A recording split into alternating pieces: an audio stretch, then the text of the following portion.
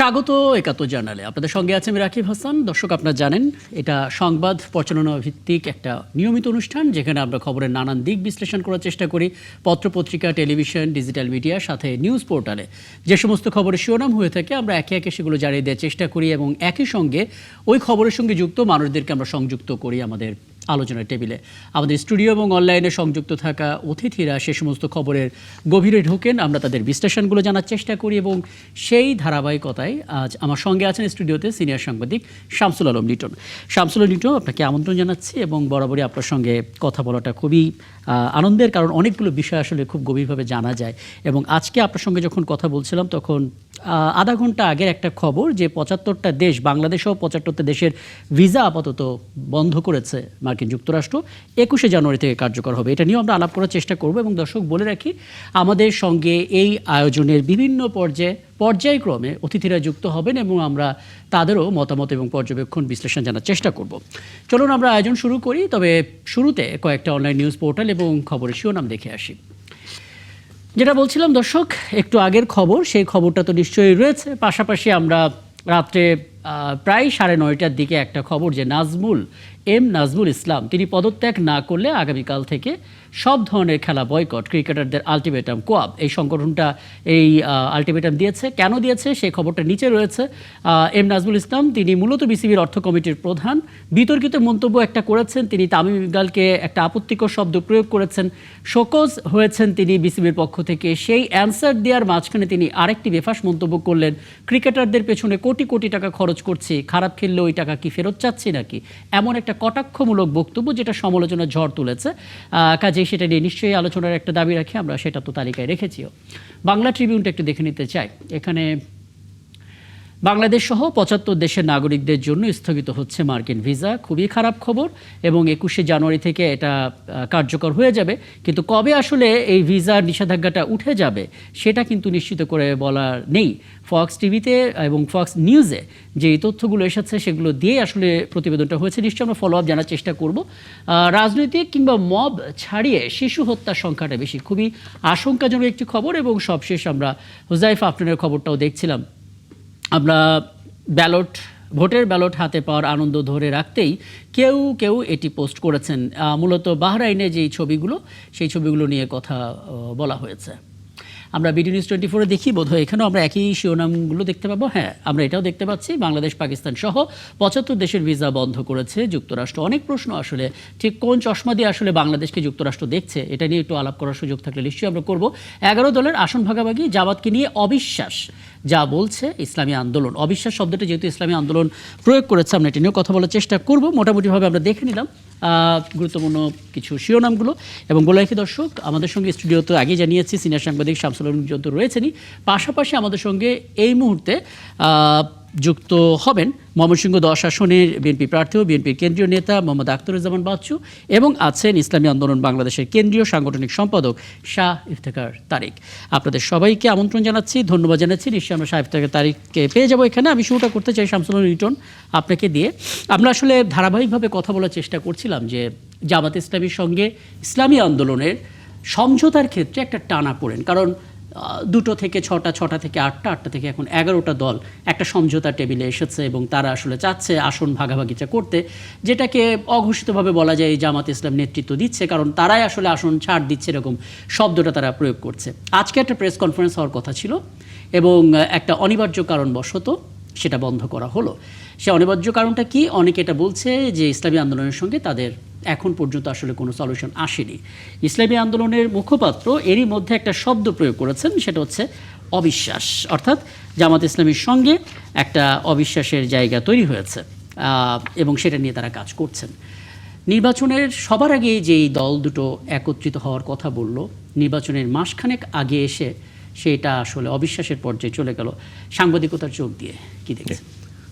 ২৮ দিন পর, ২৮ অথবা ২৯, ৩১ তারিখ যদি ধরি, তাহলে এক্স্যাক্টলি ২৮ দিন পর নির্বাচন, এবং এই স্বল্প সময়ের মধ্যে জোট গঠনের যে একটা চেষ্টা, এবং এই জোটের বিশেষ করে ইসলামিক যে রাজনৈতিক দলগুলো, জামাত ইসলামী, ইসলামী আন্দোলন এবং হেফাজতে ইসলাম, কখনো এই তিনটি দল একসঙ্গে নির্বাচন করার কোনো রেকর্ড নেই।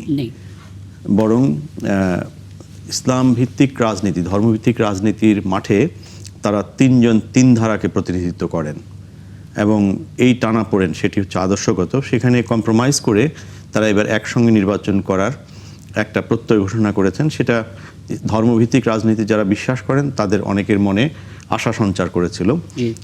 কিন্তু তারা যে জিনিসটি ওইভাবে চিন্তা করে নাই সেটা হচ্ছে অতীতে তিনটি দলের মধ্যে আন্তঃসম্পর্কগুলো কী ছিল, এবং সেখানে কিন্তু ডেমোক্রেটিক যে লিবারেল ডেমোক্রেটিক রাজনীতির মধ্যে যে ইস্যুগুলো খুব কঠোরভাবে বিতর্কে আসে, সেখানে কিন্তু ইসলাম ভিত্তিক ধর্মভিত্তিক রাজনৈতিক দলগুলোর মধ্যে সেই বিতর্ক তার চেয়ে অনেক বেশি ধারালো এবং অনেক বেশি পরিমাণে নির্মম শব্দ ব্যবহার হয় পরস্পরের প্রতি। এটা আমরা সবাই জানি, ইউটিউবে সার্চ করলেও পাওয়া যাবে আসলে। হ্যাঁ, কারণ লিবারেল ডেমোক্রেটিক পার্টিগুলো কিন্তু গণতন্ত্র, স্বৈরাচার, অতীতের রেকর্ড, দুর্নীতি, সন্ত্রাসের সঙ্গে সংশ্লিষ্টতা ইত্যাদি নিয়ে তারা পরস্পর সমালোচনা করে এবং দল গঠন, দলের গণতান্ত্রিক যে চর্চা ইত্যাদি ইত্যাদি নিয়ে তারা কিন্তু বিতর্ক করে। কিন্তু ইসলাম ধর্মভিত্তিক রাজনৈতিক দলগুলো, বিশেষ করে ইসলাম ভিত্তিক রাজনৈতিক দলগুলো, তারা তাদের যে আদর্শগত যে ভিত্তি সেটার উপরে করে এবং এক পক্ষ ও প্রপক্ষকে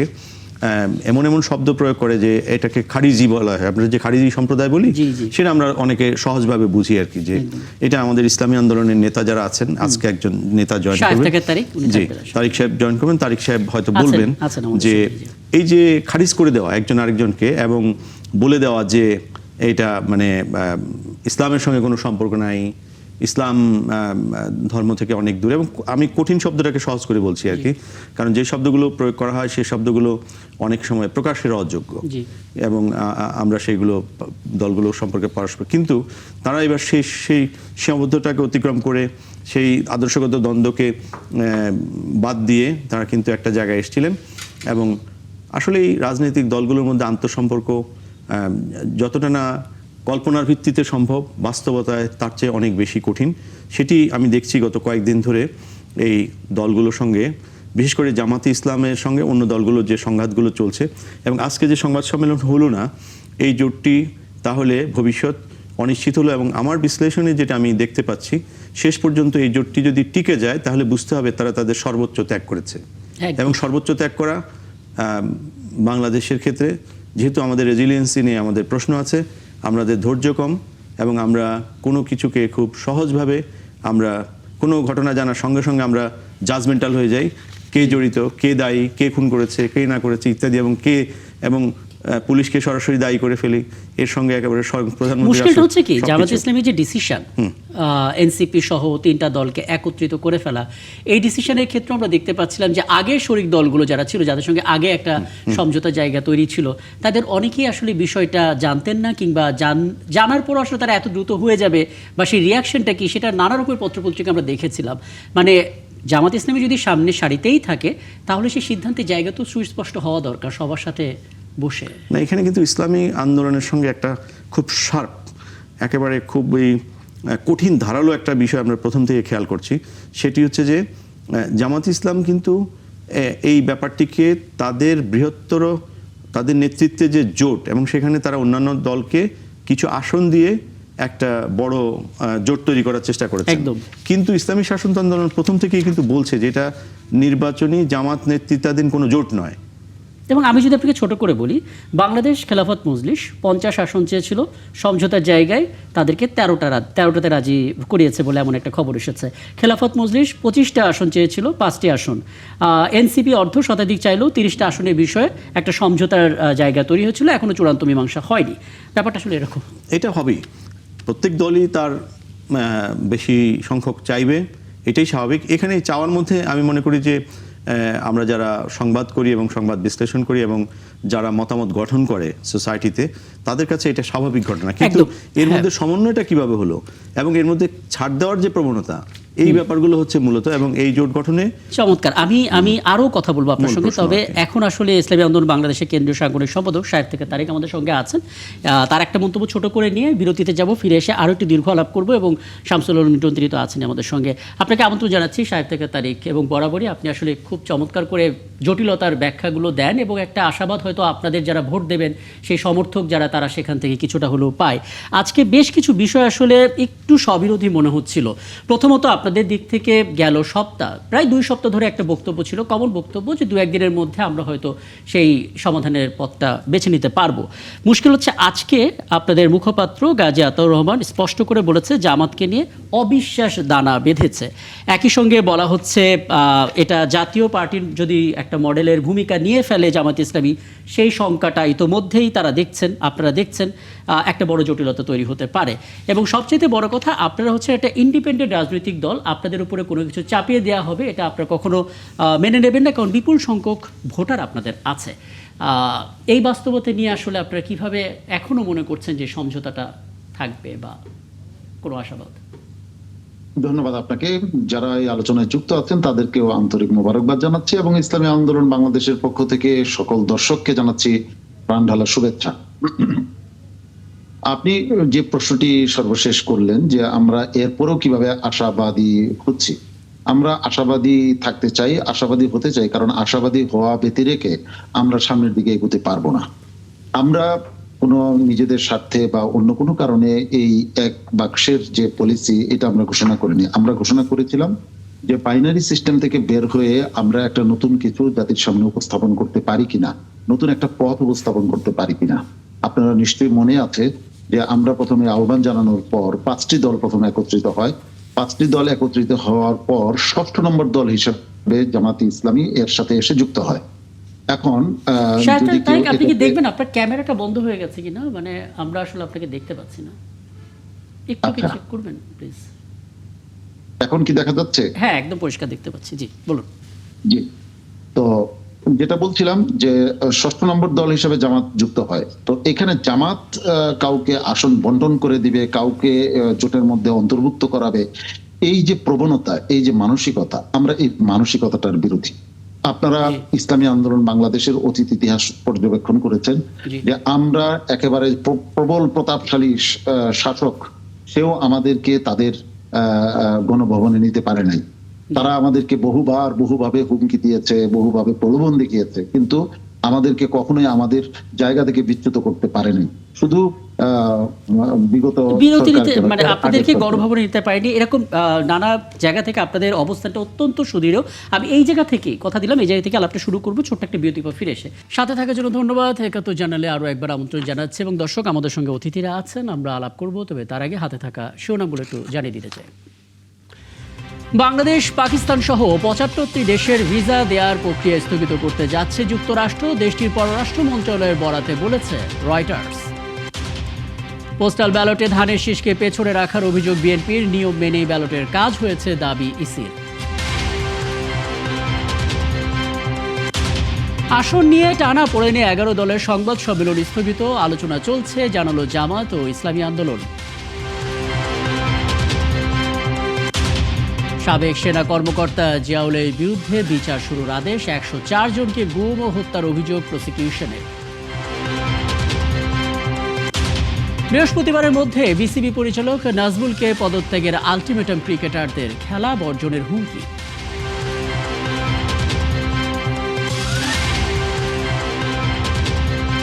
আমাদের শিরোনামগুলো দর্শক আমরা জানিয়ে দিলাম, এছাড়াও একটু দেখে নিতে চাই অন্যান্য সংবাদ ভিত্তিক টিভি চ্যানেলগুলো কি শিরোনাম করেছে, তাহলে আলাপ করতে সুবিধা হবে। তো চলুন একটু দেখে নিই দর্শক। ভোটের আগে উস্কানিমূলক বক্তব্য দিয়ে বিশৃঙ্খলা সৃষ্টির চেষ্টায় কিছু প্রার্থী, অভিযোগ বিএনপি নেতাদের। ব্যবসায়ীকে রাজনীতির পৃষ্ঠপোষক হতে না দেওয়ার ঘোষণা। নির্বাচনী আসন বন্টন নিয়ে জটিলতা, জামায়াত এনসিপি সহ 11 দলীয় জোটের প্রার্থী তালিকা ঘোষণায় স্থগিত। সমঝোতার বিষয়ে আলোচনা চলমান বলছে ইসলামী আন্দোলন। পোস্টাল ব্যালটের অপব্যবহারের শঙ্কা থাকলেও নিরুপায় পররাষ্ট্র মন্ত্রণালয়। নির্বাচনের কারণে 15 জানুয়ারি থেকে 1 মাস বন্ধ থাকবে অন অ্যারাইভাল ভিসা। আসন সমঝোতা নিয়ে জামায়াত নেতৃত্বাধীন জোটের সংকট কাটেনি, সংবাদ সম্মেলন ডেকেও স্থগিত করলেন সমন্বয়ক হামিদুর রহমান আজাদ। ভোটের আগে আইন শৃঙ্খলার অবনতির ষড়যন্ত্র করছে একটি গোষ্ঠী, অভিযোগ বিএনপির। ক্ষমতায় গেলে গণতান্ত্রিক ও সাংবিধানিক অধিকার নিশ্চিতের প্রতিশ্রুতি। যে যাই বলুক, 12 ফেব্রুয়ারি ভোট হবে মার্কিন কূটনীতিকদের প্রধান উপদেষ্টা।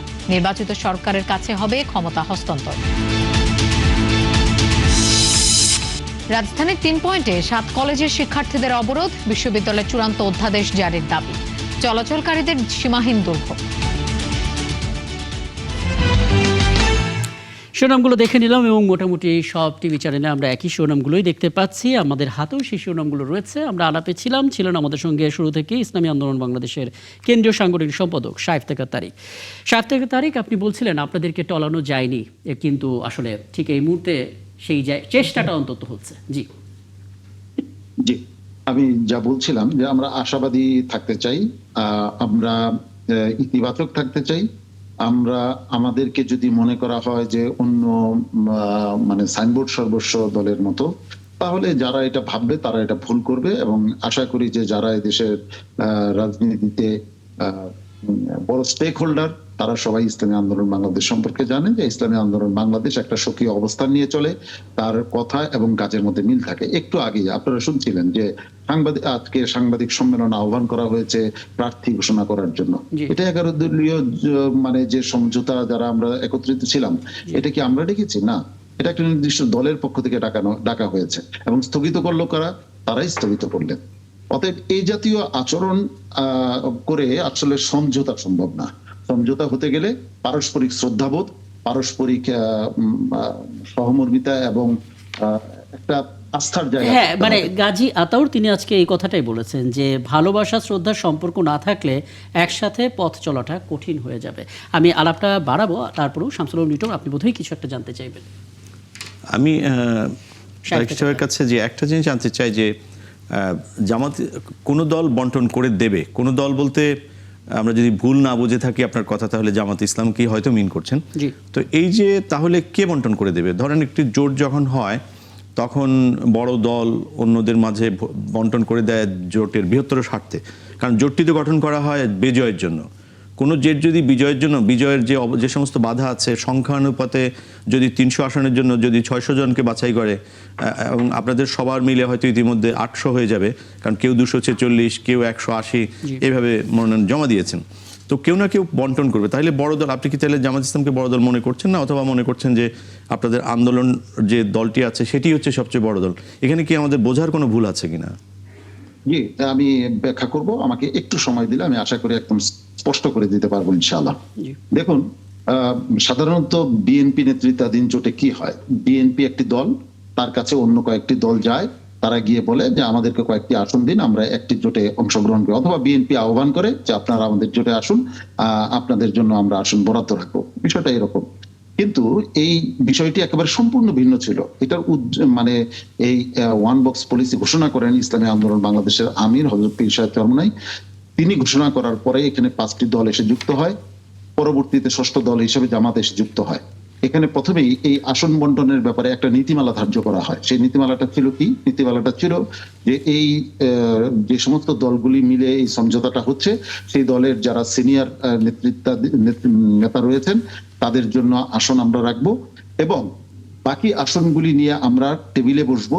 যে আসনে যার শক্তিমত্তা, যার সম্ভাবনা সবচেয়ে বেশি, সেই আসন তার জন্য আমরা নির্ধারণ করব।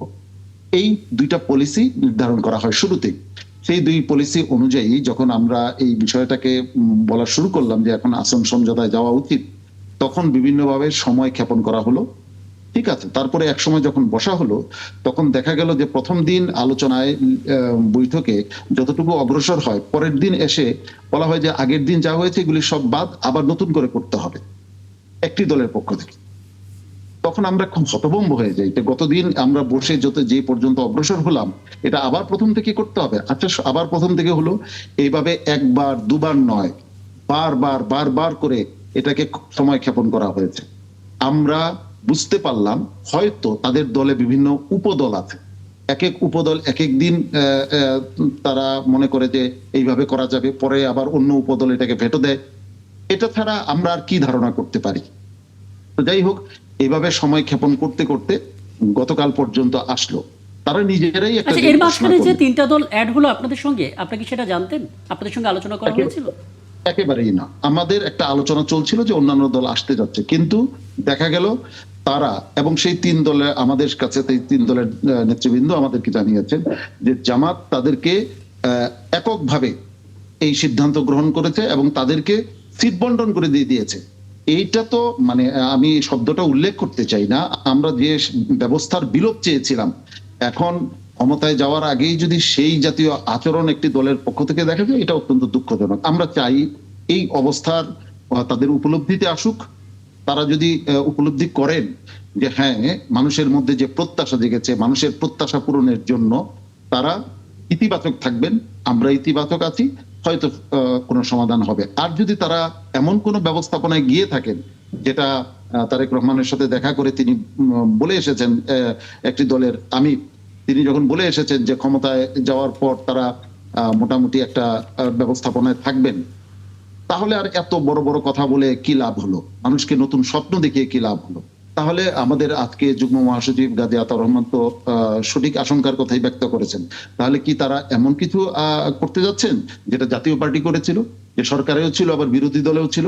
এমন যদি কোনো ব্যবস্থাপনা হয়ে থাকে এবং নির্বাচনে অংশগ্রহণটা যদি মানুষকে এটা যদি আইওয়াশের মতো হয়, তাহলে তো এটা দুঃখজনক। এবং এখানে জনগণ এটা গাজী আতাউর রহমান সাহেবের যে কথাটি, গাজী আতাউর রহমান সাহেবের একটা ওয়ার্ডিং খুবই ইম্পর্টেন্ট, আমার মনে হয়, যেটা এই সম্পর্কের টানাপোড়েনকে তিনি কি বলছেন ওয়ার্ডটি? উনি বলেছিলেন, ওনাকে প্রশ্ন করা হয়েছিল যে জামাতের সঙ্গে যেহেতু টানাপোড়েন চলছে, নতুন জোট আপনারা করবেন কিনা। উনি একটা ইঙ্গিত দিয়েছেন, উনি বলেছেন যে 20 জানুয়ারি মনোনয়নপত্র প্রত্যাহারের শেষ দিন, নির্বাচন হলো 12 তারিখ, তাই না? তাহলে মাঝখানে এই সময়টাতে যে কোনো কিছু হতে পারে। অর্থাৎ এটা পরের লাইনে পরে- তিনি বলেছেন জি। যে তাদের প্রতি যারা শ্রদ্ধাশীল তাদের সঙ্গে আলোচনা চালিয়ে নিচ্ছেন। ওকে, এই যে শ্রদ্ধাশীল, আপনাদের দলের প্রতি শ্রদ্ধাশীল কয়টা দলের সঙ্গে আলোচনা চলছে আসলে, একটু কি খোলাসা করবেন দেখুন, প্লিজ? এখানে একেবারে সুনির্দিষ্টভাবে বলার কিছু নেই, আনুমানিক তবে আর কি, হয়তো 4টি থেকে চলমান 6টি আছে, অথবা আলোচনা আজকেও চলমান আছে, মানে এটা চলছে। এবং আমরা যে ক্ষোভটা বা আমরা যে অস্বাভাবিক পরিস্থিতির কথা বর্ণনা করছি, এরকম অস্বাভাবিক পরিস্থিতির কথা আরো দলগুলি বর্ণনা করেছে, আপনারা হয়তো ইতোমধ্যে সংবাদ মাধ্যমে দেখেছেন। এবি তো পার্টি আছে, আবার বাংলাদেশ পার্টি, এবি তাদের কথা পার্টি শুনতে আছে, পাচ্ছেন। খেলাফত মজলিস আছে, বাংলাদেশ খেলাফত মজলিস আছে, এটা করেছেন। জি। এবং দেশের শীর্ষ ওলামায়ে কেরামও এখন এই বিষয়টায় তারা তাদের ভূমিকা রাখবেন বলে মনে হয়। একটা বিষয় একটু বলবেন, মানে এই যে অবিশ্বাস দানা বাঁধছে, এটা কি খুব মানে রিসেন্টলি, মানে আমরা দেখতে পাচ্ছি বেশ আগে থেকেই না, না, জামাত ইসলাম আসলে বলছে, কিন্তু একটু 276টি মনোনয়ন দাখিল করে ফেলেছে, জমা দিয়েছে, আপনারা 268টা জমা দিয়ে ফেলেছেন, কিন্তু আপনাদের ভোটাররা তারা তো কনফিউজ হবেন, তারা তো বুঝতে পারছে না, ভোটটা তো তাদেরকে দিতে হবে, তারা তো মেইন স্টেক হোল্ডার। জি, আপনি যেটা বললেন যে এটাকে হঠাৎ করে হলো নাকি একটু একটু করে হচ্ছে, দেখেন অনেকগুলি ছোট ছোট কম্পোনেন্ট মিলে একটা বড় জিনিস হয়। দেখুন, আজকে জামাতে ইসলামে এই পর্যন্ত কতবার, কত লক্ষবার, কত বারবার বলেছে যে তারা শরিয়া আইন চায়। আজকে আপনারা লক্ষ্য করেছেন কিনা যে একটি খ্রিস্টানদের একটি দলের সাথে তারা দেখা করে তারা স্পষ্ট তাদের কাছে প্রতিশ্রুতি দিয়েছে যে তারা যদি ক্ষমতাসীন হয় তাহলে তারা শরিয়া আইন বাস্তবায়ন করবে না, প্রচলিত আইনে দেশ চালাবে বলেছে। হ্যাঁ, জি। এখন শরিয়া আইন আপনাদের অবস্থানটা যেগুলি- কি হবে? আপনাদের অবস্থানটা কি হবে? শরিয়া আইন যেগুলি বাস্তবায়িত আছে আমাদের দেশে, তাহলে কি সেগুলি তারা কি করে নেবেন? এই প্রশ্নগুলির উত্তর তাদেরকে দিতে হবে। দেখুন, জি। তারা যদি আগে থেকে বলতেন যে তারা শরিয়া আইনে বিশ্বাস করেন না, যেমন বলেছিলেন, মানে বিএনপির পক্ষ থেকে বলা হয়েছিল, এমন কথা যদি তারা বলেন তাহলে আমাদের কোনো আপত্তি ছিল না। কিন্তু তারা আগে তো তা বলেনি। আজকে নতুন ভাবে এই কথা শোনার পর মানুষ কি প্রতারিত হচ্ছে না? মানুষ এগুলি সংশয় সৃষ্টি করে। দেখুন, ভারতের সাথে তারা গোপনে বৈঠক করলেন, রয়টার্স এটা প্রকাশ করলো। এটা যদি রয়টার্স প্রকাশ না করতো তাহলে এদেশের মানুষ কি এটা জানতে পারতো? এগুলি আমাদের মধ্যে সংশয়ের সৃষ্টি করে যে তারা আসলে আমাদের মাধ্যমে অন্য কিছু চাচ্ছেন কি। আমরা আশা করি আমাদের ধারণা বা আমাদের শঙ্কাটা ভুল প্রমাণিত হোক, কিন্তু সব থেকে তারা এই বিষয়গুলো, হ্যাঁ, আপনি শেষ করুন, তারপরে আপনি শেষ করুন। তো এই বিষয়গুলি থেকে শঙ্কা দানা বাঁধে, আর সেই শঙ্কা থেকেই মানে পরিস্থিতিটা আস্তে আস্তে দূরত্বের পরিস্থিতি তৈরি হয়। জি, আচ্ছা, আপনি বলুন। একটা বিষয়, মানে ধরুন সমঝোতা হলো, কিন্তু যে ইস্যুগুলো সামনে আসলো সেটা অত্যন্ত সেনসিটিভ। সবচেয়ে বড় কথা, আপনাদের সঙ্গে জোট তৈরি করতে গেলে এটা তো অনেক গুরুত্বপূর্ণ একটি নেগোসিয়েশন। যদি অন বক্স ইসলামিক দলগুলো ব্যালট আসে, যে শরিয়া আইনের ব্যাপারে তো আসলে ইসলামী দলগুলোর ভেতরে কোনো মতভেদ তো ওইভাবে থাকার কথা না। সেই জায়গাটা যদি থাকে তাহলে জোট তৈরি হওয়ার পরও শঙ্কা কি যায়? মানে যে কোনো মুহূর্তে তো এই মৌলিক জায়গাতেই একটা বিভেদ তৈরি হয়ে যেতে পারে। একেবারে যথার্থ বলেছেন। এই বিষয়গুলি তো এখন তাদেরকে পরিষ্কার করতে হবে, এই বিষয়গুলি তাদের অবস্থান পরিষ্কার করতে হবে। আমরা যদি সমঝোতা হয়, আমরা তাদের প্রার্থী যেখানে থাকবে আমরা সেখানে আমাদের জনগণকে, আমাদের ভোটারদেরকে ভোট দিতে বলবো, আমাদের সমর্থক কর্মীদেরকে ভোট দিতে বলবো, এবং তাদের এখানে ক্যাম্পেইনে আমরা যাব। আমরা কাদের জন্য ক্যাম্পেইনে যাব সেটা তো তাদের নিজেদেরকেই পরিষ্কার করতে হবে, যে আসলে তারা কি চান।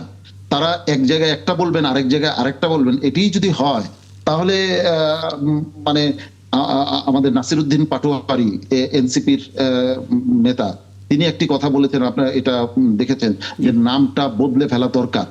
তাহলে তো নাসিরউদ্দিন পাটোয়ারির কথাই সত্য হয়ে যায়। এখানে ছোট্ট দুটো প্রশ্ন আছে। আপনি খুব সুন্দরভাবে সিচুয়েশনটাকে ব্যাখ্যা করছেন, কিন্তু দুটি বিষয়, সেটি হচ্ছে যে আপনাদের এই জোটের যে ভিত্তি, যেটা যে মূল স্লোগানটা আপনারা বারবার ইসলামী জোট, ইসলামী দলগুলোর জোট, এইভাবে কথাটা বলছেন। তো যদি ব্যাপারটা এরকম হয় তাহলে কি শরিয়া আইনের ব্যাপারে ঐক্যমত হয়েছিল আগে? এক নাম্বার। এটা সবাই, প্রত্যেকটি দল এই বিষয়ে তাদের বক্তব্য আগে বারবার উপস্থাপন করেছে, এবং আমাদের বক্সে ওয়ান বক্স পলিসি হবে যে ইসলাম যারা চায়, ইসলামী রাষ্ট্রীয় আদর্শ হিসেবে যারা গ্রহণ করে, ইসলামকে যারা অর্থনৈতিক আদর্শ হিসেবে গ্রহণ করে, ইসলামের সামাজিক নীতিকে যারা গ্রহণ করে, তারা আমরা একটা বাক্সে আমাদের ভোটগুলি আসুক। এটা ছিল মূল অবস্থান। সেই অবস্থানে জামাত আগ্রহ প্রকাশ করে তারা এসেছিলেন। আজকে তাদের অবস্থান যদি ভিন্ন হয়ে থাকে, সেটা ভারতের সাথে বৈঠকের কারণেই হোক আর তারেক জিয়ার সাথে বৈঠকের কারণেই হোক, যে কোনো কারণে তাদের এই অবস্থান যদি পরিবর্তন হয়ে থাকে, তাহলে তারা সৎসাহসের সাথে সেই অবস্থান, যে আমরা আগের অবস্থান আমাদের ভুল ছিল, আমাদের বর্তমান অবস্থান এই, তাহলে সেটা অনেক সুন্দর হয়, অনেক মানে মানুষ তাতে তাদের প্রতি আস্থাশীল হতে পারে। কিন্তু এখানে আরেকটি রেলেভেন্ট কোশ্চেন, সেটা হচ্ছে যে বাংলাদেশের রাজনীতিতে ইন্ডিয়া একটি গুরুত্বপূর্ণ ইস্যু। এখানে যে রয়টার্সের সঙ্গে ইন্টারভিউটার কথা আপনি উল্লেখ করেছেন, জামাত ইসলামের আমির তিনি বলেছেন তার সঙ্গে ভারতীয় গোয়েন্দা সংস্থার বৈঠক হয়েছে, এবং যেহেতু তারা ডিসক্লেইমার দিয়েছে, অর্থাৎ এই শব্দটা ডিসক্লেইমার ডিপ্লোম্যাটিক্যাল এবং রাইট ল্যাঙ্গুয়েজে, বাংলা হচ্ছে নিষেধাজ্ঞা, বাংলা হচ্ছে লিমিটেশন অথবা নিষেধাজ্ঞা। তো এরকম একটা কথা জাতীয় পার্টির চেয়ারম্যান কিন্তু বলেছিলেন, এরশাদের ভাই। এবং আপনি জানেন যে জাতীয় পার্টি প্রথমত এত বছর যে আওয়ামী লীগের ফ্যাসিবাদের দোষর হিসেবে কাজ করা, সহযোগী হিসেবে কাজ করার জন্য যতটুকু সমালোচনা এবং নিন্দিত হয়েছে, তার চেয়ে অনেক অনেক বেশি নিন্দিত হয়েছিল। আমি ভারত থেকে মিটিং করে এসেছি, তারা বলে দিয়েছে মিটিংয়ে কি আলোচনা হয়েছে বলা যাবে না, এই কথাটির জন্য। আপনি আজকে জামাতে ইসলাম যে কথাটি বললেন, জামাতপন্থী বুদ্ধিজীবী এবং রাজনীতিকদেরকে, প্রায় অন্য দলগুলোকে ভারতের সঙ্গে সফট সম্পর্কের জন্য তীব্র সমালোচনা করতে দেখা যায়। কিন্তু এই ব্যাপারটি নিয়ে আপনি যেভাবে স্পষ্টভাবে কথা বলেছেন, আমি কিন্তু কোনো রাজনৈতিক দলের স্পষ্ট জবাবদিহিতা কামনার কথা শুনিনি। এর কারণটা কি? মানে আপনারাও কি ইন্ডিয়ার ব্যাপারটিকে ওইভাবে সফটলি দেখেন, না ভয় পান, নাকি মনে করেন যে তিনি বলে ফেলেছেন, থাক বলে ফেলেছেন আর কি? না, একেবারেই না। আমরা এই বিষয়ে স্বচ্ছ এবং স্পষ্ট। আমরা ভারতের জনগণের সাথে আমাদের কোনো শত্রুতা নেই। ভারতের জনগণের সাথে বাংলাদেশের জনগণের সুসম্পর্ক হোক, এটা আমরা চাই।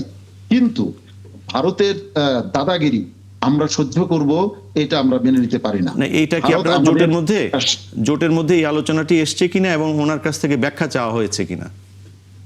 এই চমৎকার প্রশ্ন বলেছেন। দেখুন, যারা আমরা এই সমঝোতায় এসেছিলাম তারা একই টোনে কথা বলছিলাম ভারতের ইস্যুতে। তারপরে আমাদের এই দেশের নতুন মানে নতুন বাংলাদেশের ব্যাপারে, যে পুরান বন্দোবস্ত পরিবর্তে নতুন বন্দোবস্তে আমরা যেতে চাই, এই সমস্ত বিষয়ে আমাদের এক টোনে কথা ছিল, যার কারণে আমরা এই সমঝোতায় আমরা একত্রিত হয়েছিলাম। কিন্তু মধ্যবর্তী সময়ে এটা আমাদের জন্য অবিশ্বাস্য ছিল যে এই জাতীয় বিষয়গুলো আমাদেরকে শুনতে হবে। যখন তারা এই জাতীয় বিষয়গুলো সামনে আসা শুরু হলো, আস্তে আস্তে মনে হলো যে দূরত্ব বাড়া শুরু হলো। এর আগ পর্যন্ত তো আপনারা দেখেছেন যে সারা দেশে বিভাগীয় সমাবেশগুলো হচ্ছে, বিশাল বিশাল সমাবেশ হয়েছে। সেখানে আপনারা যদি মানে নিরপেক্ষভাবে দেখে থাকেন, সেখানে হাত পাখার কর্মী সমর্থকদের উপস্থিতি ছিল, মানে সেটা ভাষায় প্রকাশ করতে পারছি না, মানে এত জি। বেশি সংখ্যক উপস্থিতি ছিল, সেটা আপনারা দেখেছেন। কিন্তু এরপরেই কিন্তু আস্তে আস্তে বিষয়টা আমাদের মধ্যে সংশয় এবং সন্দেহ দানা বাঁধতে শুরু করলো, এবং তাদের আচরণের মধ্যেও আমরা কিছু পরিবর্তন এরপর থেকে আমরা লক্ষ্য করতে শুরু করলাম। তো যার কারণে আমরা এখনো আশা করতে চাই ওনারা এই বিষয়গুলি স্বচ্ছ করবেন এবং ওনারা ইতিবাচক থাকবেন, এবং আমরা আশা করব ওনারা আগে যে বক্তব্য রেখেছিলেন সেই বক্তব্যের উপরে অটল এবং অবিচল হ্যাঁ, থাকবেন। আপনি আশাবাদের অংশ নিয়ে ছোট্ট একটি বিরতিতে যাব, তারপর এখান থেকে আবার নিশ্চয়ই আমরা আরেকটা বিষয় নিয়ে কথা বলার চেষ্টা করব। আমরা রাজনৈতিক দল, সমঝোতা, জোট, নানা বিষয় নিয়ে কথা বললাম। এবার চলুন আমরা একটু ভোটারদের কথা জানি। মানে 5 আগস্টের পর বলা হচ্ছিল যে বাংলাদেশে একটা ঐতিহাসিক নির্বাচনের প্রিপারেশন চলছে, এবং স্বয়ং প্রধান উপদেষ্টাও এই আশাবাদ ব্যক্ত করেছেন যে একটা ঐতিহাসিক ভোট আমরা দেখব। ঠিক ওই সময় আসলে ভোটাররাও জানতে পারলো যে আমাদের দেশের প্রথম সারির ইসলামিক দলগুলো যারা আছেন তারা একটা বক্সের ভিতরে এই ব্যালটের মধ্যে তারা ভোটের আয়োজনটা করবেন। তারাও হয়তো মানসিকভাবে প্রস্তুত যে আমরা এই দলগুলোকে ভোট দেব। এই মুহূর্তে এসে দেখা যাচ্ছে যে ইসলামিক দলগুলো একেবারে মৌলিক জায়গাতে গিয়েই আলাদা হয়ে যাচ্ছে, চিন্তাধারা মিলছে না, এবং দ্বিপাক্ষিক ব্যাপারগুলো অর্থাৎ দুই সাইডেই কেউ কেউ পা রাখছে। ভোটারও তো কনফিউজ হবে, তারা তো যে স্বপ্ন নিয়ে চিন্তা করছিল যে এক বাক্সের কথা, সেই বাক্স তো আসলে তাদের স্বপ্নটা পূরণ করতে পারছে না। জি, ঠিকই বলেছেন। আমি আপনাকে একটা প্রশ্ন আপনার কাছে করি। জি। আপনারা কি এই যে আমাদের যে এখন 11 দলের যে সমঝোতা, এর কোনো প্রার্থী তালিকা আপনারা পেয়েছেন? অপেক্ষায় আছে, কেউ পায়নি। কেউই পায়নি। কিন্তু আমি আপনাদেরকে জানাই 300 আসনেই প্রার্থী ঘোষণা হয়ে গেছে। কিভাবে? আপনি 300 আসনেই একটি দলের প্রার্থীরা তারা আজ থেকে প্রায় 15-20 দিন আগ থেকে তারা ঘোষণা করে দিচ্ছেন যে আমি এই আসনের প্রার্থী হিসেবে আমাকে সিগন্যাল দিয়ে দেওয়া হয়েছে। তারা মিষ্টি বিলাচ্ছেন, তারা আনুষ্ঠানিকভাবে প্রচার করছেন জনগণের মধ্যে, আমি হচ্ছে মানে এই জোটের প্রার্থী, এটা ঘোষণা করা হচ্ছে। আমাদের প্রশ্ন হচ্ছে সেই জায়গাটায় যে যদি এখনো পর্যন্ত কোনো কিছু ফাইনাল না হয়ে থাকে, তাহলে যারা এটা বলছেন তারা নিশ্চয়ই সত্য বলছেন না। তাহলে যারা সত্য বলছেন না তারা একটি ইসলামী দলের নেতা বা কর্মী কিভাবে হন, এই প্রশ্নটা আমাদের মধ্যে মানে দানা বাঁধছে। এবার আসি আপনার প্রশ্নের উত্তরে। আপনি বলছেন যে জনগণের মধ্যে কনফিউশন। হ্যাঁ, মানুষ অনেক বড় আশাবাদী ছিল, মানুষ অনেক প্রত্যাশা করেছিল যে এবার একটা নতুন কিছু হতে যাচ্ছে, কিন্তু এটা দায় তাদেরকে গ্রহণ করতে হবে যারা মনে করছেন যে এখন আর তাদের হয়তো ভোটের দরকার নাই। আমরা শঙ্কার জায়গাটা এখানেই। আপনি কি কানাঘোষা শুনতে পাচ্ছেন কিনা যে এবারের নির্বাচন আসলে লোক দেখানো নির্বাচন হবে? মানুষ ভোট দেবে ঠিক আছে, কিন্তু মানে যেটা হবে এটা শঙ্কার, মানুষের শঙ্কার কথা বলছি। তো এই শঙ্কার বিষয়গুলি আরো স্পষ্ট হয়ে যায় যখন তাদের দেখতে পাই যে মানুষের এত প্রত্যাশার জায়গাকে তারা অবলীলায় মানে অবমূল্যায়ন করতে যাচ্ছেন অনেকে।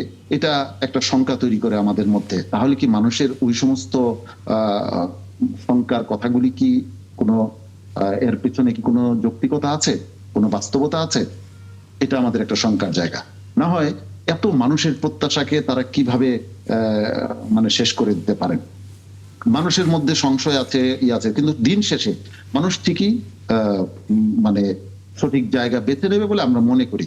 আমরা জানি এতে ক্ষতিগ্রস্ত হবে, অনেক মানুষের প্রত্যাশা ক্ষতিগ্রস্ত হবে, কিন্তু আমরা তাদের অবস্থা বুঝতে পেরে আমরা শেষ মুহূর্তে একদিনের প্রস্তুতিতে আমরা আমাদের প্রার্থীদেরকে বলেছি যে আপনারা নমিনেশন পেপার সাবমিট করেন। আমরা আশা করেছিলাম, আমরা বারবার বলেছিলাম যে মনোনয়ন পত্র সাবমিটের আগে আমাদের সমঝোতাটা চূড়ান্ত হওয়া উচিত, কিন্তু কালক্ষেপণ করে এবং কালক্ষেপণের কৌশল অবলম্বন করে আমাদেরকে সমস্ত মানে যতগুলি জায়গায় সম্ভব আমরা 300 আসনেই হয়তো করতে পারতাম, কিন্তু আমরা দেখলাম 268টা আসনে জমা দিয়েছেন, আর ওদিক দিয়ে জামাতে ইসলামী কিন্তু 276টি আসনে জমা দিয়ে ফেলেছে। মানে আপনাকে আসলে বিশেষভাবে ধন্যবাদ এই অর্থে সার্থিকা তারিক, আপনি খুব স্পষ্ট করে এবং পারস্পরিক সেই সম্মানবোধটা রেখে আপনি জিনিসগুলো ব্যাখ্যা করলেন, কারণ আপনাদের যারা ভোটার আছেন তারা নিশ্চয়ই এই অর্থগুলো, এই পরিস্থিতিগুলো একটা ব্যাখ্যা জানতে চাইবেন। শামসুল আলম মিটন, আমি একটা প্রশ্নে খুব ক্লিয়ার আপনার কাছ থেকে উত্তর চাই। আপনারা ওয়ান বক্স পলিসি যেটা, এটা খুবই লোকেরা শুনেছে, এবং যারা এই আদর্শে বিশ্বাস করে ইসলামী শাসনতন্ত্র ভিত্তিক একটি রাষ্ট্র হোক তারা এই ব্যাপারে আশাবাদী হয়েছে, এরকম একটা পাবলিক ডোমেইনের আমরা মেসেজও পাচ্ছিলাম। তো কিন্তু এই আদর্শকে ধারণ করে জোটের ভিত্তি যেটি ইসলামী শাসনতন্ত্র ভিত্তিক রাষ্ট্র কাঠামো নির্মাণের মতো এরকম কোনো মানে আপনার কোনো ট্যাগ লাইন অথবা কোনো একটা থিম লাইন এটা ডিক্লেয়ার করেছে কিনা, এটা জোটের ঐক্য হয়েছে কিনা, এবং যদি হয়ে থাকে বর্তমান অবস্থা কি, আর না হয়ে থাকলে যে অবিশ্বাসের কথা গাজী আতাউর রহমান সাহেব বললেন, তাহলে কি জোটের ঘটনার প্রশ্নেও তাহলে অবিশ্বাস রয়ে গেল নাকি অমীমাংসিত রয়ে গেল? আসলে সিনারিওগুলো কি? আমি আপনার একবার স্বচ্ছ এবং স্পষ্ট জবাব দিই। যারা যে সমস্ত দলগুলি ইসলামী শাসন ব্যবস্থা বা ইসলামী রাষ্ট্র ব্যবস্থা অথবা ইসলামী অর্থ ব্যবস্থা, ইসলামী বিচার ব্যবস্থার কথা বলেন, যারা এদেশে রাজনীতি করেন, আমরা তাদের ভোটগুলোকে, তাদেরকে যারা সমর্থন করেন, তাদেরকে জনগণ যাদেরকে চায়, জনগণ যে সমস্ত জনগণ এটা চায়, তাদের ভোটগুলোকে এক বাক্সে আমার পলিসি আমরা ঘোষণা করেছিলাম। সেই পলিসি শেষ হয়ে যায় নাই, সেই পলিসি আছে। কেউ যদি নিজের হঠকারিতার কারণে এখান থেকে সরে যায়, সেটা দুঃখজনক। আমরা চাইবো কেউ সরে না যাক। আমরা চাইবো ভুল ত্রুটি বা বিচ্যুতি যাই হোক না কেন, সেগুলি থেকে ফিরে এসে আমাদের এই পলিসি বহাল থাকবে এবং সকলেই মিলেই আমরা নির্বাচনে যেতে পারবো। এটা আমাদের প্রত্যাশার জায়গা। অনেক ধন্যবাদ। আচ্ছা, শেষ করুন, খুব সংক্ষেপে শেষ করুন। জি, আমি এটাই বলতে চাই। তবে আমি একটা বিষয়ে আমি সারা দেশের নেতা কর্মী এবং সবাইকে বলবো, যাই হোক যত কিছুই হোক, ইসলামী আন্দোলন বাংলাদেশের নেতা কর্মীরা অপরকে কখনোই অপরের যারা চলে যাবে বা যে কোনো যার বিরোধী হব, সেটা আমার শত্রু হোক, তার সম্ভ্রম হানি যেন আমাদের দ্বারা না হয়।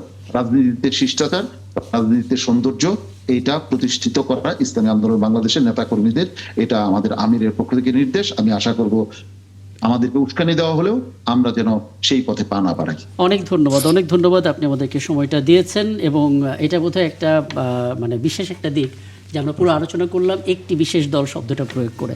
অনেক ধন্যবাদ আমাদেরকে সময়টা দেওয়ার জন্য। সামনে কোনো আয়োজনে নিশ্চয়ই আবারও কথা হবে। দর্শক, আমাদের সঙ্গে ছিলেন এতক্ষণ ইসলামী আন্দোলন বাংলাদেশের কেন্দ্রীয় সাংগঠনিক সম্পাদক শাহ ইফতেখার তারেক। আমরা আরও একটা বিরতি নিচ্ছি এবং আরও একটি শুনিয়ে ফিরবো। আমাদের সঙ্গেই থাকবেন। দৈনিক ইনকিলাব আমার পাশে রয়েছে। রসুইঘর থেকে সিএনজি স্টেশন, শিল্প কারখানা, গ্যাস সংকটে ত্রাহি দশা, এটা আসলে বলা যেতে পারে সমস্ত নাগরিক মানুষের এখন ভোগান্তির একটা ইস্যু। ওপরে দাঁড়িপাল্লা, ধানের শীষ খুঁজে হয়রান, টক অব দ্য কান্ট্রি, ইসিতে প্রাসাদ ষড়যন্ত্র, আলাদা প্রতিবেদন আসলে এখানে। দৈনিক যুগান্তর দেখতে পাচ্ছি আমরা বিশাল বড় একটা ছবি, এটা নিয়ে সময় থাকলে আলাপ করতাম। এই ছবিটা আসলে ঢাকা সেন্ট্রাল ইউনিভার্সিটি অধ্যাদেশ জারির দাবিতে দুপুরে সায়েন্স ল্যাব মোড় সড়ক অবরোধ করেছিল 7 কলেজের শিক্ষার্থীরা। সেই বিক্ষোভের একটা ছবি দেখতে পাচ্ছি। সকালবেলা পত্রিকা আপনারা এটা দেখতে পারবেন। এদিকে ত্রয়োদশ জাতীয় সংসদ নির্বাচনে হেভিওয়েট বিদ্রোহী প্রার্থী নিয়ে বিএনপিতে অস্বস্তি। বেশ কয়েকদিন ধরে আমরা আসলে এরকম প্রতিবেদন দেখছি। বণিক বার্তাতেও আমরা দেখতে পাচ্ছি, যেটা দিয়ে আসলে ঠিক এই মুহূর্তে আলোচনাটা শুরু করতে চাই। বাংলাদেশ সহ 75 দেশের ভিসা প্রক্রিয়াকরণ স্থগিত করেছে যুক্তরাষ্ট্র। আমরা আমাদের সময় পত্রিকা দেখতে পাচ্ছি, আগে পরে নয়, 12ই ফেব্রুয়ারি ভোট, অর্থাৎ যত ধরনের সংশয় সন্দেহ ছড়িয়ে দেওয়ার চেষ্টা চলছে, পুরো বিষয়টা স্পষ্ট করে দিয়েছেন প্রধান উপদেষ্টা। দ্য ফিনান্সিয়াল এক্সপ্রেস, আমরা এখানেও সেই একই রিপোর্টটা দেখতে পাচ্ছি, অর্থাৎ ইলেকশন কমিশন যেই ব্যালট, পোস্টাল ব্যালট নিয়ে অভিযোগ, সেই অভিযোগের ব্যাখ্যা নিয়ে আলাদা করে প্রতিবেদন তৈরি করা হয়েছে এখানে। ডেইলি টাইমস অফ বাংলাদেশ, এখানে পুরোটা দেখতে পেলে ভালো হতো, কিন্তু আমরা বাম পাশে আসলে দেখতে পাচ্ছি যে জোট তৈরি হওয়া নিয়ে আমরা এতক্ষণ আলাপ করছিলাম, সেটা নিয়ে আলাদা করে তারা রিপোর্ট করেছে। মোটামুটিভাবে আমরা দেখে নিলাম যে শিরোনামগুলো সকালবেলা হাতে আপনারা দেখবেন। দর্শক, বলে রাখি দর্শক, একটা খবর যে বাংলাদেশ, পাকিস্তান সহ 75টি দেশের ভিসা দেওয়ার প্রক্রিয়া স্থগিত করেছে যুক্তরাষ্ট্র, ইনফ্যাক্ট করতে যাচ্ছে। বুধবার ডোনাল্ড ট্রাম্পের প্রশাসন এমন সিদ্ধান্ত নেওয়ার খবরটা রয়টার্স জানিয়েছে, এবং আসলে পররাষ্ট্র মন্ত্রণালয়ের বরাতেই মূলত আমরা এটা জানতে পেরেছি যুক্তরাষ্ট্রের। বলে রাখা প্রয়োজন, আগামী 21 জানুয়ারি থেকে আসলে এইটা কার্যকর করা হবে। এটা ফক্স নিউজের খবরে বলা হয়েছে, এবং এটা কবে নাগাদ উঠবে সেটা আমরা কেউ জানি না, অর্থাৎ অনির্দিষ্টকালের জন্য এই ভিসা স্থগিতের কার্যক্রম। এবং অন্যান্য দেশগুলোর মধ্যে Afghanistan, Russia, Iran, Thailand, Brazil, Kuwait, Somalia, Nigeria, Yemen এবং ইরাকও আছে। আমরা একটু আলাপ করতে চাই, এবং আমরা খুবই আনন্দিত, আমরা পেয়েছি এই মুহূর্তে ওয়াশিংটনে নিযুক্ত বাংলাদেশের প্রেস মিনিস্টার গোলাম মুর্তজা। গোলাম মুর্তজা, আপনাকে আমন্ত্রণ জানাচ্ছি 71 জার্নালে, এবং আসলে আপনার কাছ থেকে একটু জানতে চাই কোন প্রেক্ষাপটে এমন সিদ্ধান্ত আসলে যুক্তরাষ্ট্র নিল। ধন্যবাদ আপনাকে। প্রথমত কথা, এই ধরনের সংবাদ যখন আসে তখন এটা বাংলাদেশের মানুষের জন্য, ৭৫টি দেশ হলেও আমরা যেহেতু বাংলাদেশের মানুষ, তো বাংলাদেশের মানুষের জন্য এটা অত্যন্ত দুঃখজনক সংবাদ। এবং এটা মন খারাপ করার কথা বলি, খারাপ খবর বলি, যে কোনো কিছুই বলি, যেটা যে কোনো নাগরিকের জন্যই তাই, সেটা একটি ব্যাপার। আর এর বাইরে যে জায়গাটাতে একটু কনফিউশন তৈরি হচ্ছে, সেই কনফিউশনটা প্রথমত দূর করা দরকার। ফক্স নিউজ প্রথম এই সংবাদটি প্রকাশ করে। ফক্স নিউজ আপনারা জানেন যে বর্তমান ট্রাম্প প্রশাসনের খুবই কাছের সংবাদ মাধ্যম, সে কারণে তারা অনেক সংবাদ, ট্রাম্প প্রশাসনের অনেক সংবাদ আগে পেয়ে যায়। তো তারা যে সংবাদটি প্রকাশ করেছে, সেখানে সংবাদটি দেখবেন, মূল হেডলাইন যদি লক্ষ্য করেন তাহলে সেখানে লেখা আছে অল ভিসাস, আর ভেতরে যে লেখা আছে ইমিগ্রেন্ট ভিসাস, অর্থাৎ এটা নিয়ে দুটি কি বলবো যে কনফিউশন তৈরি হচ্ছে। পরবর্তীতে আমরা স্টেট ডিপার্টমেন্ট সূত্রে বিষয়টা নিশ্চিত হয়েছি, এটি হচ্ছে immigrant visa, not all visa. শুধুমাত্র ইমিগ্রেন্ট ভিসা কার্যক্রম স্থগিতের কথা বলা হয়েছে বাংলাদেশ সহ ৭৫টি দেশে। জি, এটা একটি দিক। আর একটি দিক হচ্ছে এই সমস্ত কার্যক্রম আসলে কেন করা হয় বা কেন এই রকমের তালিকা করা হয়। প্রথমত কথা, আগে থেকে এই জিনিসগুলো মার্কিন প্রশাসনের যে কাজ করার ধরন, সেই কাজ করার ধরনে আগে থেকে এই বিষয়গুলো খুব পরিষ্কার করে বলাও হয় না, এটা জানার কোনো উপায়ও থাকে না। এমবাসি বা অন্যরা যাদের কথাই বলা হোক না কেন, তারা এই জিনিসগুলো আগের থেকে জানে না বা জানানো হয় না। কোন প্রেক্ষাপটে এটা করা হলো, আপনাদের মনে থাকার কথা, গত কয়েকদিন আগে আপনি দেখবেন যে প্রেসিডেন্ট ট্রাম্প নিজে যেটা ঘোষণা করলেন যে +-55% বাংলাদেশি যারা যুক্তরাষ্ট্রে এসেছে তারা সরকারি সহায়তা নিয়ে থাকেন বা সরকারি সহায়তার উপরে নির্ভরশীল। জি, এটা সহ আরো অনেকগুলো বিষয় এই ক্ষেত্রে ভূমিকা রেখেছে এই সমস্ত সিদ্ধান্তে নেয়ার ক্ষেত্রে বলে ধারণা করা যায়।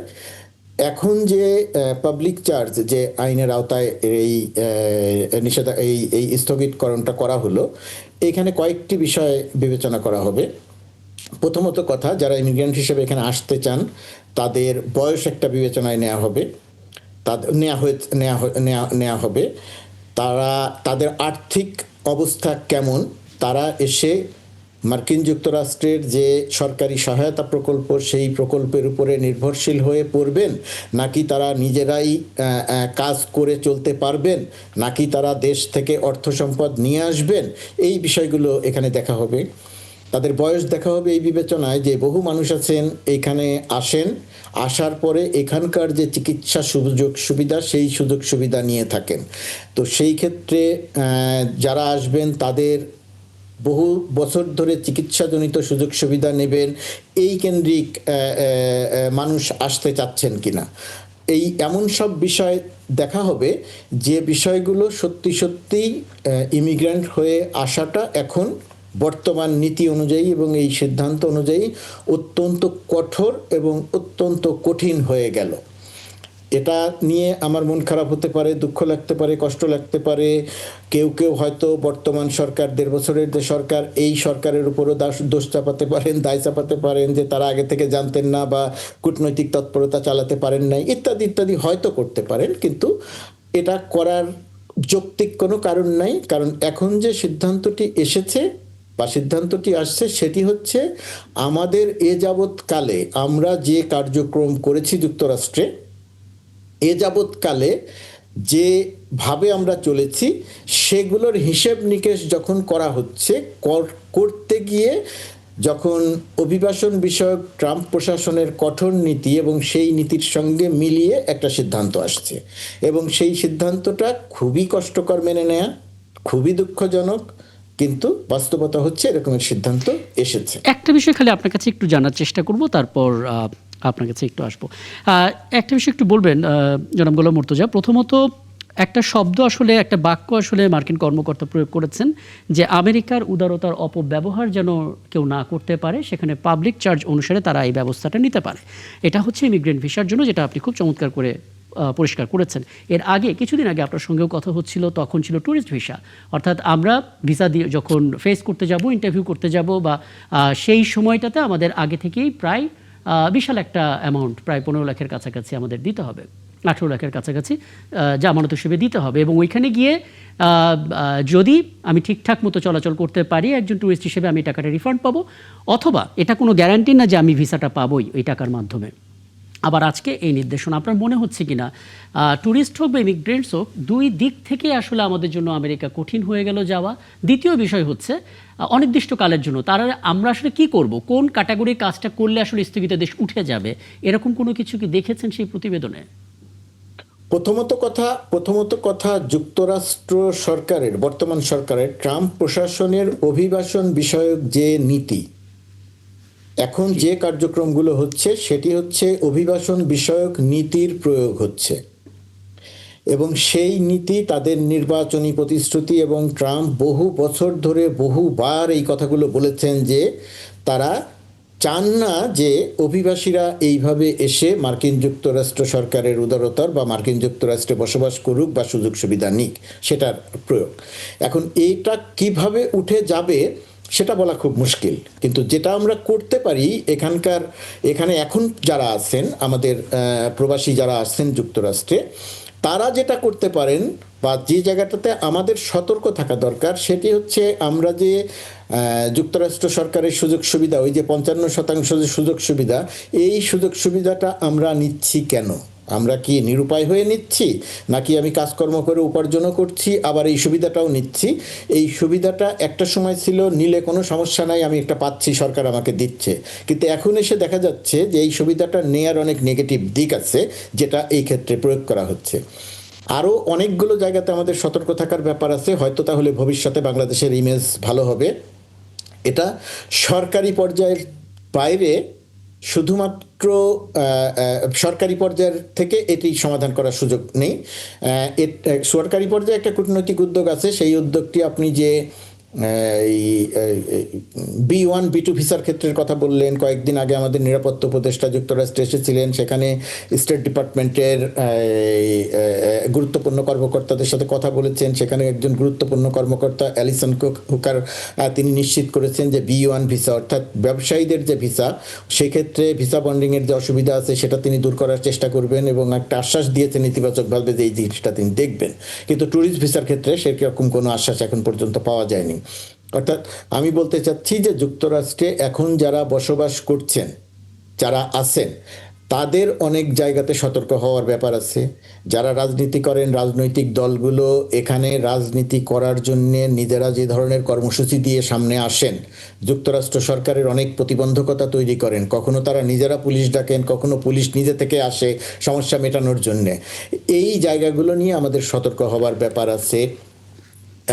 এটা সহ আইন শৃঙ্খলা পরিস্থিতিতে আমরা যেন এমন কোনো কাজ না করি যার পরিপ্রেক্ষিতে বাংলাদেশি কমিউনিটির ইমেজ ক্ষুণ্ণ হয়। অর্থাৎ আমাদের এখানে যে বাংলাদেশি কমিউনিটি আছেন যুক্তরাষ্ট্রে, সেই কমিউনিটির কাজ এখন অনেক বেড়েছে। বুঝতে পারছি, মানে এখন মূল জায়গায় গুরুত্ব নিয়ে তাদের কাজ করতে হবে, নিজেদেরকে সংশোধন করা, সতর্ক করা ছাড়া এই মুহূর্তে আসলে কিছু করার নেই।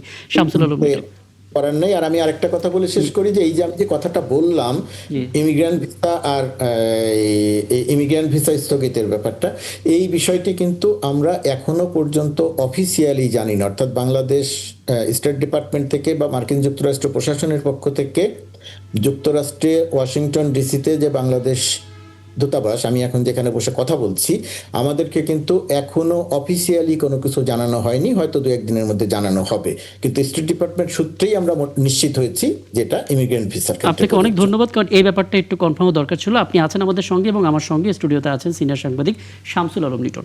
Shamsul Liton, thank you. আমি মনে হয় আমাদের যে প্রেস মিনিস্টার উনি সুন্দর করে বলেছেন, এখানে গোলাম মর্তুজা ভাই ওখানে পুরো পরিস্থিতিটা ব্যাখ্যা করেছেন, এবং এইখানে আসলে ইকোনমিক ফ্যাক্টর এবং এখানে একটু একটা ধারণা আসতে পারে ওনার এই বক্তব্য থেকে যে শুধুমাত্র ইকোনমিক ফ্যাক্টরটা definitely declared income, taxation, insurance থাকা না থাকা ইত্যাদি, যেগুলো তাদের ইকোনমিকে হিট করছে, এবং এটা ডোনাল্ড ট্রাম্পের যে নির্বাচনী ইশতেহারে অনেক বড় করে অসংখ্যবার বলেছেন, এবং এইটাই হচ্ছে ডোনাল্ড ট্রাম্পের বারবার ক্ষমতায় আসার মূল কথা।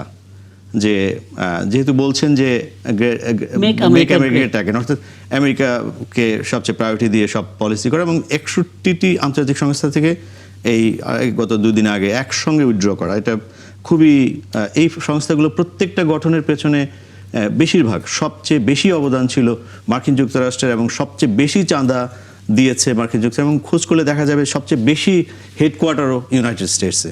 তো এখন কথা হচ্ছে যে দ্বিতীয় বিশ্বযুদ্ধের পর থেকে আন্তর্জাতিক যত ধরনের ইয়ে হয়েছে, মানে কনভেনশন হয়েছে সভ্যতাকে এগিয়ে নিতে, স্কিল, এমপ্লয়মেন্ট, তারপরে যত ধরনের ইকোনমিক ইনইকুয়ালিটি, জাস্টিস, এগুলো করার জন্য যত আন্তর্জাতিক সংস্থা হয়েছে বেশিরভাগেরই, এবং বলতে গেলে অনেকাংশে প্রায় সবগুলোতেই যুক্তরাষ্ট্রের নেতৃস্থানীয় ভূমিকা ছিল, সেখান থেকে ব্যাকট্র্যাক করছে। সুতরাং এটি হচ্ছে তাদের রাজনৈতিক কর্মসূচির অংশ। এখন এই জায়গায় আসলে সরকারের কিছু করণীয় নাই, এটা উনি ওনার পজিশন থেকে বলেছেন, বাট সরকারের ডাইরেক্ট কিছু করণীয় নাই, কিন্তু ইনডাইরেক্ট একটা জিনিস করণীয় আছে, সেটা হয়তো সরকার প্রায় সময় বলে কিন্তু বেশি বড় করে বলে না, কারণ ইমিগ্রান্টরা এটা ভুল ধারণা করতে পারে। এখানে এটা দুটো পার্ট আছে। একটা হচ্ছে যে আসলে ওখানে আমি যদি ধারণা করি, আমি 20 বছর যেহেতু যুক্তরাজ্যে থাকি, প্রায় 90% ইনকাম করেন, এবং এমন লেভেলে ইনকাম করেন যে মিনিমাম থ্রেশহোল্ডে ট্যাক্স দেওয়ার কথা, কিন্তু আত্মসমালোচনা করি আমাদের একটা বড় অংশ কিন্তু ট্যাক্স দেন না, এবং এটি কিন্তু ওদের অজানা তা বলা মুশকিল।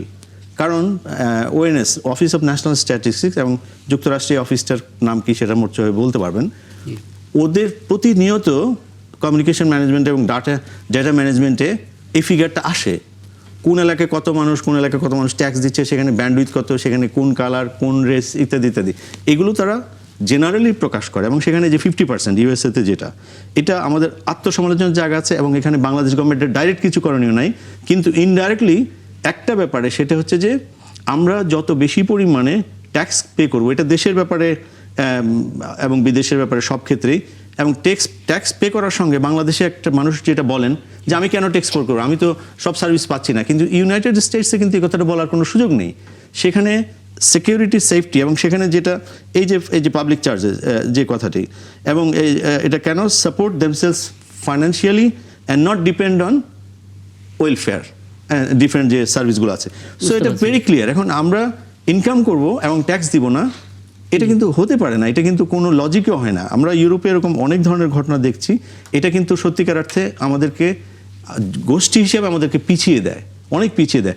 এমনিতেই ঠিক আছে, সত্যিকার অর্থে আমাদের 80-90 ভাগই হচ্ছে ইকোনমিক মাইগ্রেন্ট, সেই বাস্তবতা মাথায় রেখেও 2 দশক 3 দশক পরে যখন ইকোনমিক্যালি আপনি মিলিয়নিয়ার ক্রস করেছেন আরো 10 বছর আগে, তাহলে আজকে যদি আপনি নিজেকে সেই $1000 উইনার হোল্ডার মনে করেন, অথবা তাহলে এটা ভুল, এবং আপনি ব্যক্তিগতভাবে তো অবশ্যই ক্ষতিগ্রস্ত হচ্ছেন, জাতিগতভাবেও ক্ষতিগ্রস্ত হচ্ছেন। আমি একটু সবশেষ গোলাম মুর্তজা আপনার মন্তব্যটা একটু নিতে চাই। মানে হ্যাঁ, আপনি যেটা বলবেন সেটা তো বলবেনই, সাথে একটু শিক্ষার্থীদের কথা যুক্ত করে দেবেন। আমাদের দেশের ছেলেমেয়েরা যারা পড়াশোনা করছে তাদের ক্ষেত্রে আসলে এরকম কোনো খড়গ নেমে আসতে পারে কিনা। জি, প্রথমত কথা, এখন পর্যন্ত সেই জায়গাটাতে খড়গ নেমে আসার মতো কোনো আভাস, ইঙ্গিত আমাদের কাছে নাই।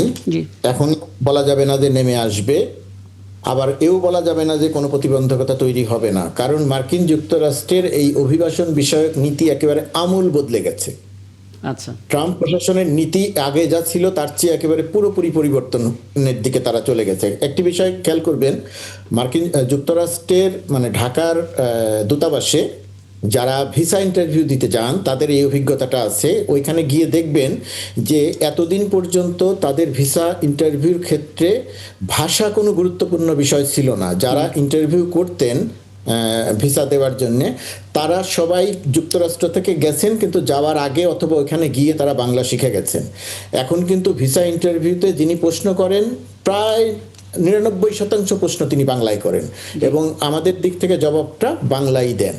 কিন্তু এই যে ট্রাম্প প্রশাসনের এখনকার যে ভিসা নীতি, এই যে পাবলিক চার্জ যেটা, এটার মধ্যে যে ব্যক্তি এখন ইমিগ্রেন্ট হয়ে আসতে চাইবেন তার ইংরেজি দক্ষতাও যাচাই করা হবে। এখন তার মানে হচ্ছে ইংরেজি দক্ষতা যাচাই করা হবে হচ্ছে যদি তিনি ভাষা না জানেন তাহলে তার পক্ষে এখানে এসে কোনো কাজ করে খাওয়া খুব কঠিন।